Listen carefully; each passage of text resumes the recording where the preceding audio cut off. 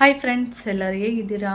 ಇವತ್ತು ಬಂದು ಮಂಗಳವಾರ, ಟೈಮ್ ಬಂದು ಇವಾಗ ಎಷ್ಟು 12:30 ಆಗ್ತಾಯಿದೆ.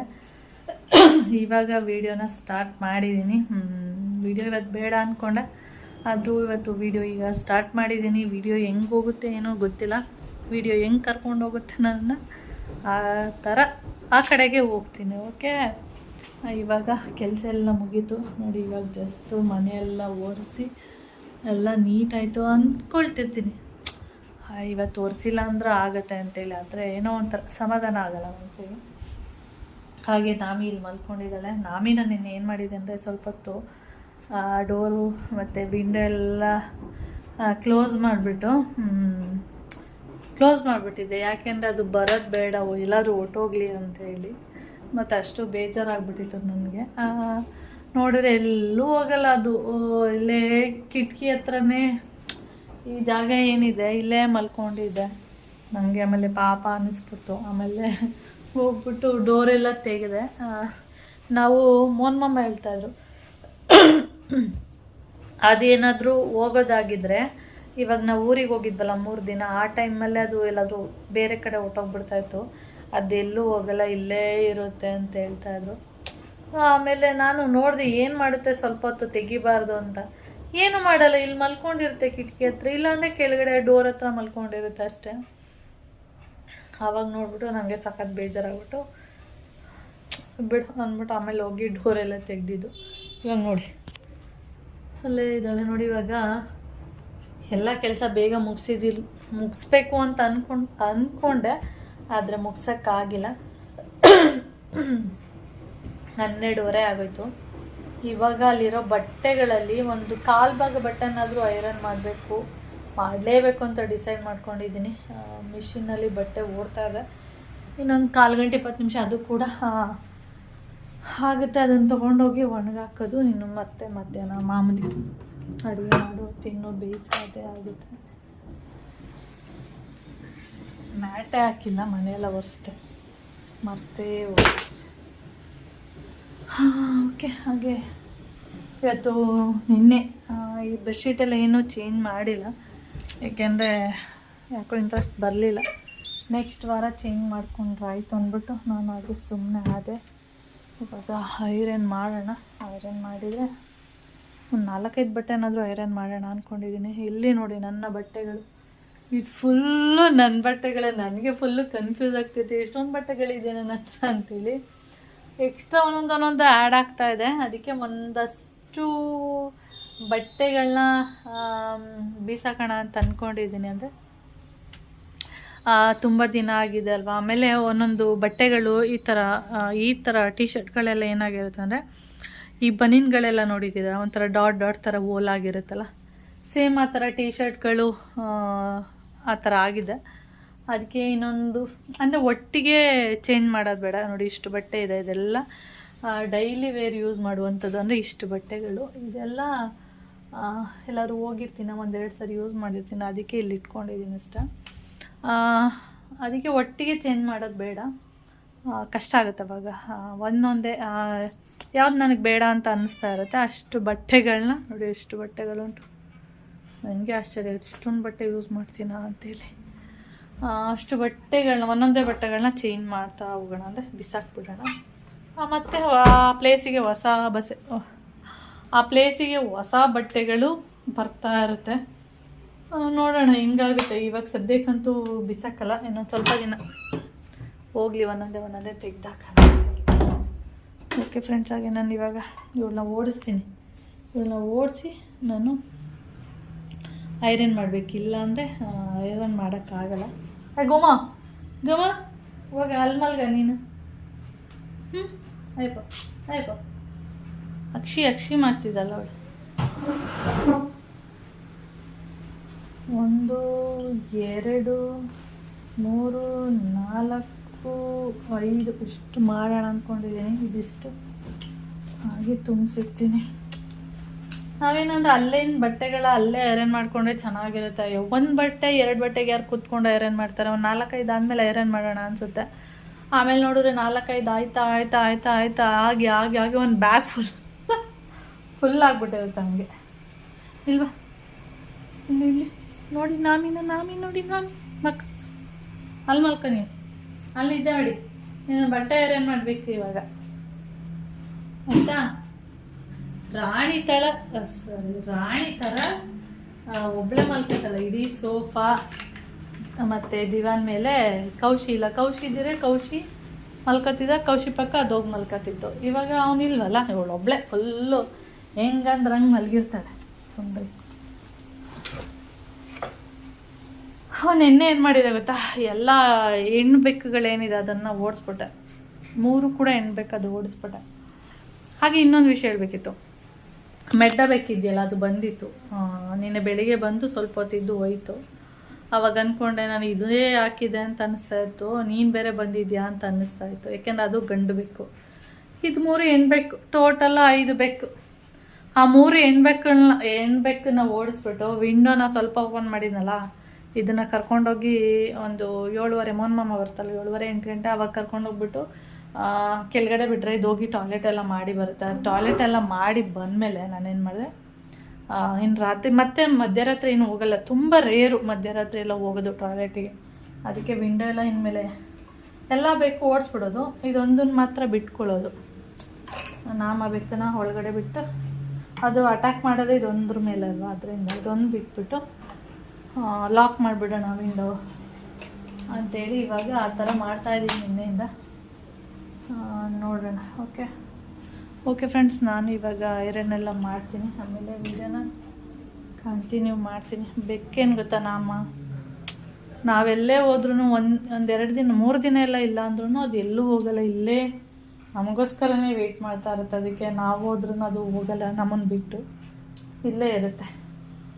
ಓಕೆ ಫ್ರೆಂಡ್ಸ್, ಸ್ವಲ್ಪ ನಾನು ಐರನ್ ಮಾಡೋಣ. ನೋಡಿ ಇಲ್ಲೆಲ್ಲ ಸೊಳ್ಳೆಗಳೆಲ್ಲ ಕಚ್ಚಿರೋದು ಇದೆಲ್ಲ, ಅಂದರೆ 2 ದಿನ ಅಷ್ಟೊಂದೇನು ಸೊಳ್ಳೆಗಳಿಲ್ಲ ಅಂತೇಳಿ ಇದು ಮಾಡಿರಲಿಲ್ಲ, ಅಂದರೆ ಏನದು ಸೊಳ್ಳೆ ಬತ್ತಿ ಇದೆಯಲ್ಲ ಅದು ಹಚ್ಚಿರಲಿಲ್ಲ. ಅದು ನೋಡಿದ್ರೆ ಸೊಳ್ಳೆಗಳೆಲ್ಲ ಈ ಥರ ಮಾಡಿದೆ.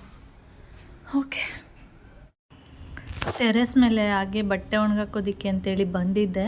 ಆವಾಗ ನೋಡಿದೆ ಏನಂದರೆ ತುಂಬ ಪಾರಿವಾಳಗಳು ಏನಂದರೆ ಮೇಯ್ತಾ ಇತ್ತು. ನಾನು ಮತ್ತೆ ಕೆಳಗಡೆ ಹೋಗಿ, ಅಂದರೆ ಯಾವಾಗಲೂ ಮೊಬೈಲ್ ಎತ್ಕೊಂಡು ಹೋಗಲ್ಲ, ಒಂದು 10 ನಿಮಿಷ ಅಲ್ವಾ ಬಟ್ಟೆ ಎಲ್ಲ ಒಣಗಾಕ್ಬಿಟ್ಟು ಹೊರ್ಟೋಗ್ತೀನಿ ಅಂದ್ಕೊಂಡು ಬಂದಿರ್ತೀನಿ. ಆವಾಗ ಆ ಸೀನನ್ನು ನಾನು ನೋಡಿದೆ ಅಲ್ಲಿ. ಆಮೇಲೆ ಮತ್ತೆ ಕೆಳಗಡೆ ಹೋಗಿ, ಅಂದರೆ ಬಟ್ಟೆ ಎಲ್ಲ ಒಣಗಾಕಿ ಮತ್ತೆ ಕೆಳಗಡೆ ಹೋಗ್ಬಿಟ್ಟು ಮೊಬೈಲ್ನ ಎತ್ಕೊಂಡು ಬರೋದ್ರೊಳಗಡೆ ಪಾರಿವಾಳಗಳೆಲ್ಲ ಹೊರ್ಟೋಗ್ಬಿಟ್ಟಿತ್ತು. ಅಂದರೆ ನಾನು ಆ ಡೋರ್ನ ಓಪನ್ ಮಾಡ್ತೀನಿ ನೋಡಿ, ಆ ಡೋರ್ ಓಪನ್ ಮಾಡಿದ ತಕ್ಷಣ ಏನಾಗ್ಬಿಡುತ್ತೆ ಅಂದರೆ ಅದು ಒಂದು ರೀತಿ ಸೌಂಡ್ ಆಗುತ್ತೆ. ಡೋರ್ ಓಪನ್ ಆಗ್ತಾ ಇರಬೇಕಾದ್ರೆ ಗೊತ್ತಾಗುತ್ತೆ, ಒಂದೊಂದು ಡೋರ್ಗಳ ಥರ ಒಂಥರ ಕೊಯ್ ಅಂತ ಒಂಥರ ಸೌಂಡ್ ಆಗ್ತಾ ಇರುತ್ತೆ. ಆ ಸೌಂಡ್ ಆಗಿದ ತಕ್ಷಣವೇ ಈ ಪಾರಿವಾಳಗಳೇನಿದೆ ಅದು ಒಂದಷ್ಟು ಪುರ್ರ ಅಂತೇಳಿ ಹಾರಿ ಹೋಗಿಬಿಡುತ್ತೆ.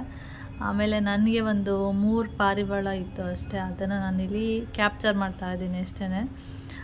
ಒಂದು ದಿನಕ್ಕೆ, ಇವಾಗಂತೂ ಮೊದಲೆಲ್ಲ ಒಂದು ದಿನಕ್ಕೆ ಸುಮಾರು 2 ಓಳು ನಮ್ಮ ಕೈಯಲ್ಲಿ ಅಕ್ಕಿನ ಹಾಕಿದ್ರೆ ಅದು ಒಂದು 2 ದಿನನಾದರೂ 3 ದಿನ 4 ದಿನ ಆ ಥರ ಬರ್ತಾಯಿತ್ತು. ಇವಾಗ 1 ದಿನ ಬರೋದು ಇಲ್ಲ, ಅಷ್ಟು ಪಕ್ಷಿಗಳು ಬಂದು, ಅಂದರೆ ಪಾರಿವಾಳಗಳು ಬಂದು ಅಕ್ಕಿನೆಲ್ಲ ತಿಂದು ಹೋಗುತ್ತೆ ನೋಡಿ. ಅಷ್ಟು ನಾನಿಲ್ಲಿ ಐರನ್ ಮಾಡ್ತಾ ಇದ್ನಲ್ಲ ನೋಡಿ, ನನ್ನ ನಾಮ ನೋಡಿ ಅಲ್ಲೇ ನಿದ್ದೆ ಮಾಡ್ತಾ ಉಂಟು.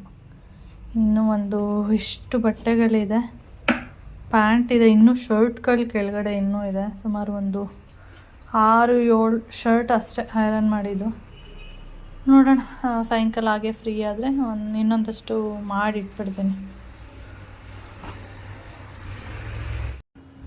ಹಾಗೆ ಮಧ್ಯಾಹ್ನ ಮೋನ್ ಮಾಮ ಬಂದರು. ಹಾಗೆ ಅವ್ರಿಗೆ ಕೇಳಿದೆ ಏನಾದರೂ ಹಪ್ಳ ಹಾಕ್ಕೊಡ್ಲಾ ಅಂತೇಳಿ, ಅಂದರೆ ಟೊಮೆಟೊ ರಸಮ್ ಮಾಡಿದ್ದೆ ಅದರಿಂದ. ಮೋನ್ ಮಾಮ ಹೇಳಿದ್ರು ಇಲ್ಲ ಬೇಡ ನನಗೆ ಅಂತ. ಹಾಗೆ ನನಗೆ ತುಂಬ ದಿನದಿಂದ ಅಂದ್ಕೊಳ್ತಿದ್ದೆ, ಈ ಹೊಸ ಬಾಣಲಿನ ತಂದಮೇಲೆ ನಾನು ಅದರಲ್ಲಿ ಬೋಂಡನೂ ಮಾಡಿಲ್ಲ, ಏನಿಲ್ಲ, ಸುಮ್ಮನೆ ಹಾಗೆ ಇಟ್ಟಿದ್ದೀನಿ ಅಂದ್ಬಿಟ್ಟು ಹಪ್ಳನಾದರೂ ಮಾಡೋಣ ಅಂತ ಹೇಳ್ಬಿಟ್ಟು ಕೇಳಿದೆ. ಅವ್ರು ಬೇಡ ಅಂತಲೇ ಹೇಳಿದ್ದು. ಸರಿ ಆಯಿತು ಬಿಡಿ, ನಿಮಗೆ ಬೇಡ, ನಾನು 1-2 ಹಪ್ಳನ ಹಾಕ್ಕೊಳ್ತೀನಿ ಅಂದ್ಬಿಟ್ಟು ಇಲ್ಲಿ ಹಪ್ಳ ಹಾಕ್ತಾಯಿದ್ದೀನಿ. ಅದು ಎಣ್ಣೆ ಇನ್ನೂ ಬಿಸಿಯಾಗಿಲ್ಲ, ಮೊದಲನೇ ಹಪ್ಳ ಬಿಸಿಯಾಗೋಕ್ಕೆ ಮೊದಲೇ ಹಾಕ್ಬಿಟ್ಟೆ. ಆಮೇಲೆ ನೆಕ್ಸ್ಟು ಇನ್ನೊಂದು ಹಪ್ಳನ ಎಣ್ಣೆ ಬಿಸಿ ಆದಮೇಲೆ ಹಾಕಿದ್ದು. ಆದರೆ ನನಗನ್ಸಿದ್ದು ಈ ಚಿಕ್ಕ ಬಾಣಲಿ ಏನಿದೆ, ಈ ಬಾಣಲಿಲಿ ಸ್ವಲ್ಪ ಅಂದರೆ ಚಿಕ್ಕದು ಸಂಡಿಗೆ ಆ ಥರದ್ದು ಬರುತ್ತೆ ನೋಡಿ, ಅದು ಹಾಕ್ಬೋದು. ಈ ಥರದ್ದು ಹಪ್ಳ ಎಲ್ಲ ಹಾಕೋಕ್ಕಾಗಲ್ಲ, ಯಾಕೆಂದರೆ ದೊಡ್ಡದಾಗ್ಬಿಡುತ್ತೆ ಎಣ್ಣೆಗೆ ಹಾಕಿದ ತಕ್ಷಣ. ನೀಟಾಗಿ ನನಗೆ ಉಲ್ಟಾ ಮಾಡೋದಕ್ಕಿರ್ಬೋದು ಆ ಥರ ಎಲ್ಲ ಆಗೋದಿಲ್ಲ.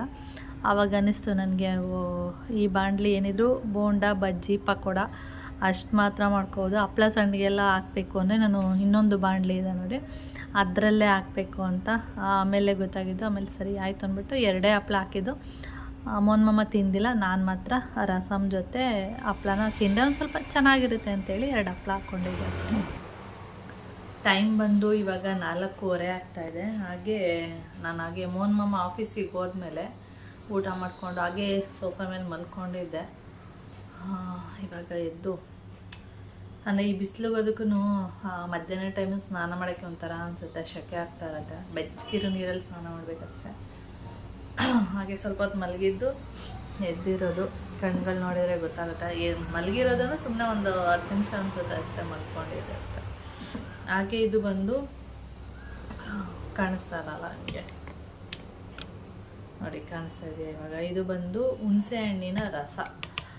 ಇದೇನಾಗಿದೆ ಅಂದರೆ ಸಾಂಬಾರಿಗೆಲ್ಲ, ಅಂದರೆ ಬೇಳೆ ಸಾಂಬಾರದ್ದೆಲ್ಲ ಮಾಡ್ತೀವಲ್ಲ, ಆವಾಗ ಈ ಹುಳಿನ ನಾನು ಸಾಂಬಾರಿಗೆ ಬಿಡೋದಕ್ಕೆ ಅಂತೇಳಿ ಫ್ರಿಜ್ಜಲ್ಲಿ ಇಟ್ಕೊಂಡಿದ್ದೆ. ಅದು ಒಂದಿಷ್ಟಿದೆ, ತುಂಬ ದಿನ ಆಯಿತು ಹಾಗೇ ಇದೆ. ಅದಕ್ಕೆ ಚೆಲ್ಬಿಡೋಣ ಅಂತ ನೋಡ್ತಾ ಇದ್ದೆ. ಅದಕ್ಕೆ ಚೆಲ್ಲೋದು ಬೇಡ, ಏಕೆಂದರೆ ಇದು ತೆಳು ಇದೆ, ನೀರು ಥರ ಇದೆ. ಹಾಗೆ ಸ್ವಲ್ಪ ಹೊತ್ತು ಬಿಟ್ಟರೆ ಇದಾಗುತ್ತೆ, ಅಂದರೆ ತಿಳ್ಕೊಂಡು ಮೇಲೆ ನೀರನ್ನ ತೆಗೆದು ಬೀಸಾಕ್ಬೋದು.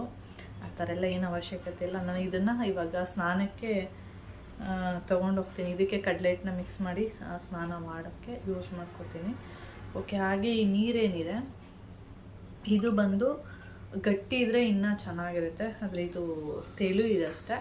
ಈ ನೀರನ್ನ ನಮ್ಮ ಸ್ಕಿನ್ ಏನಿದೆ, ಮುಖ ಮತ್ತು ಕೈ ಕಾಲುಗಳಿಗೆ ಮಸಾಜ್ ಮಾಡಿದ್ರೆ ಯಾವ ಥರ ಇರುತ್ತೆ ಅಂದರೆ, ನಿಂಬೆಹಣ್ಣನ್ನು ಮುಖಕ್ಕೆ ಯೂಸ್ ಮಾಡಿದ್ರೆ ಯಾವ ಥರ ಮುಖದಲ್ಲಿರುವಂಥ ಕೊಳೆ ಎಲ್ಲ ನೀಟಾಗಿ ಹೇಗೆ ಹೋಗುತ್ತೆ, ಸೇಮ್ ಅದೇ ರೀತಿಯೇ ಇದು ಕೂಡ ಯೂಸ್ ಆಗುತ್ತೆ. ಅದಕ್ಕೆ ಇದನ್ನು ವೇಸ್ಟ್ ಮಾಡೋದು ಬೇಡ. 1-2 ನಿಮಿಷ ಮುಖಕ್ಕೆ ಹಾಕಿ ಮಸಾಜ್ ಎಲ್ಲ ಮಾಡಿಬಿಟ್ಟು ಆಮೇಲೆ ಸ್ನಾನಕ್ಕೆ ಯೂಸ್ ಮಾಡ್ಕೊಳ್ಳೋಣ ಅಂತೇಳಿ ತೊಗೊಬಂದೆ. ಹಾಗೆ ನಿಮಗೂ ಹಾಗೆ ತೋರಿಸೋಣ ಅಂತೇಳಿ ತೋರಿಸ್ತಾ ಇದ್ದೀನಿ ಅಷ್ಟೇ. ಓಕೆ. ಹಾಗೆ ಇದನ್ನು ತೆಳು ಆಗೋಯ್ತು, ಗಟ್ಟಿ ಇದ್ದಿದ್ರೆ ಚೆನ್ನಾಗಿರ್ತಾಯಿತ್ತು. ಓಕೆ, ಏನಾಗಲ್ಲ. ಇನ್ನೊಂದೇನೆಂದರೆ, ಈ ರೀತಿ ನಿಂಬೆಹಣ್ಣು ಮತ್ತು ಹುಣಸೆಹಣ್ಣಿನ ರಸ ಏನಿದೆ ಇದನ್ನು ಯೂಸ್ ಮಾಡಿದ್ರೆ ಮುಖದಲ್ಲಿರುವಂಥ ಡಸ್ಟು ಕೊಳೆ ಏನಿದೆ ಎಲ್ಲ ಹೋಗುತ್ತೆ. ಆದರೆ ಏನಾಗುತ್ತೆ ಅಂದರೆ, ನನ್ನ ಸ್ಕಿನ್ನು ಡ್ರೈ ಇರೋದ್ರಿಂದ ಡ್ರೈ ಸ್ಕಿನ್ ಅವ್ರಿಗೆ ಇನ್ನೂ ಡ್ರೈ ಆಗಿಬಿಡುತ್ತೆ ಸ್ಕಿನ್ನು. ಆ ಥರ ನೀವು ಮುಖ ಎಲ್ಲ ತೊಳೆದ್ಮೇಲೆ ಯೂಸ್ ಮಾಡಿದ್ರೆ ಒಳ್ಳೆಯದು, ಆದರೆ ಮುಖ ಎಲ್ಲ ತೊಳೆದ್ಮೇಲೆ ನೀವು ಇದನ್ನು ಮುಖಕ್ಕೆ ಒಂದು ಕ್ರೀಮ್ನ ಯೂಸ್ ಮಾಡೋದು ಬೆಸ್ಟ್. ಓಕೆ ಫ್ರೆಂಡ್ಸ್, ಆಮೇಲೆ ವಿಡಿಯೋನ ಕಂಟಿನ್ಯೂ ಮಾಡ್ತೀನಿ. ಓಕೆ, ಈಗ ಮುಖಕ್ಕೆಲ್ಲ ಹಾಕ್ಬಿಡ್ತೀನಿ, ಮಸಾಜ್ ಮಾಡಿಬಿಟ್ಟು ಆಮೇಲೆ ಸ್ನಾನಕ್ಕೆ ಹೋಗ್ತೀನಿ.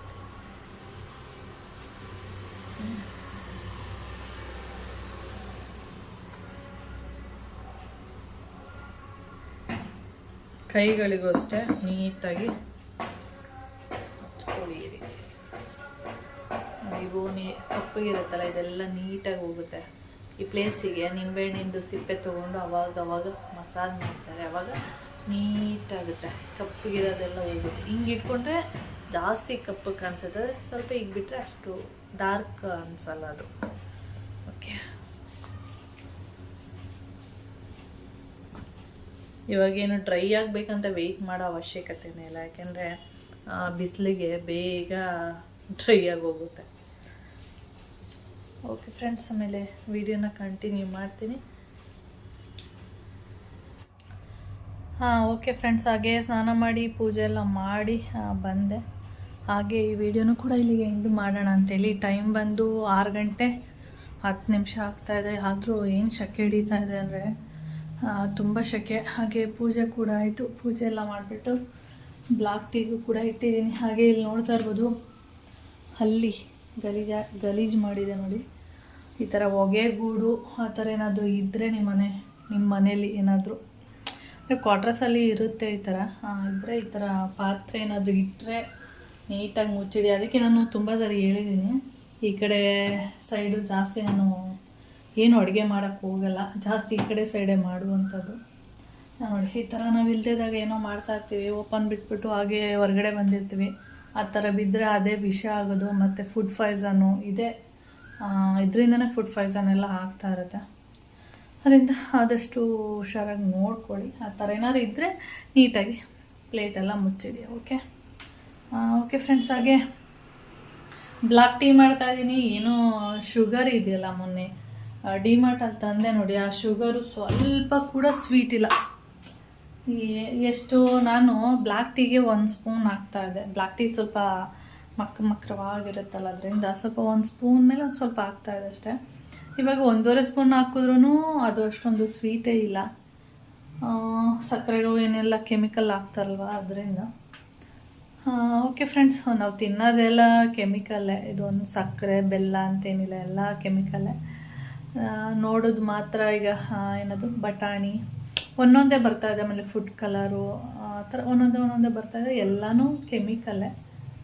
ವಿಧಿ ಇಲ್ಲ, ತಿನ್ನಲೇಬೇಕು ಅಷ್ಟೇ. ಓಕೆ ಫ್ರೆಂಡ್ಸ್, ಹಾಗೆ ನಾನು ಈ ವಿಡಿಯೋನೂ ಕೂಡ ಇಲ್ಲಿಗೆ ಎಂಡ್ ಮಾಡ್ತೀನಿ. ವಿಡಿಯೋ ಇಷ್ಟ ಆದರೆ ಲೈಕ್, ಶೇರ್, ಕಮೆಂಟ್ ಮಾಡಿ. ಹಾಗೆ ಫಸ್ಟ್ ಟೈಮ್ ನೋಡ್ತಾ ಇದ್ದರೆ ಪ್ಲೀಸ್ ಸಬ್ಸ್ಕ್ರೈಬ್ ಮಾಡ್ಕೊಂಡು ನೋಡಿ. ನೆಕ್ಸ್ಟ್ ವಿಡಿಯೋದಲ್ಲಿ ಸಿಗೋಣ. ಓಕೆ, ಬಾಯ್.